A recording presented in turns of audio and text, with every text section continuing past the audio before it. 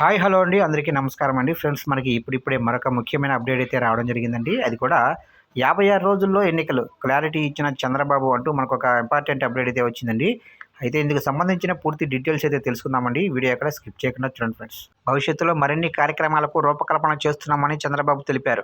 ఇప్పటికే టీడీపీలో పొత్తుల వల్ల కొత్తగా జరిగిన చేరికల వల్ల చాలామంది ఎప్పటి నుండో కష్టపడిన నేతలకు టిక్కెట్లు రాలేదని పేర్కొన్న చంద్రబాబు, వారికి భవిష్యత్తులో నష్టం జరగకుండా చూడటానికి ప్రాధాన్యత ఇస్తానని, ప్రస్తుత ఎన్నికల సమయంలో ప్రతి ఒక్కరూ కలిసికట్టుగా పనిచేసి విజయం సాధించే దిశగా పార్టీని ముందుకు నడిపించాలని అన్నారు. ఇక ఎన్నికలకు 56 రోజులు మాత్రమే గడువు ఉందని, ఇప్పటి వరకు ఎవరేం చేశారు, ఎలా ఉన్నారు అన్నదాన్ని తను ప్రశ్నించదలుచుకోలేదని, కానీ ఈ 56 రోజులు మాత్రం పక్కా ప్రణాళికతో ముందుకు సాగాలని పార్టీ నాయకులకు చంద్రబాబు సూచించారు. ఇప్పటికే తను రా కదిలిరా సభతో ప్రజల్లోకి వెళ్లానని పేర్కొన్న చంద్రబాబు, ప్రస్తుతం శంఖారావం కొనసాగుతుంది అంటూ వ్యాఖ్యలు చేశారు.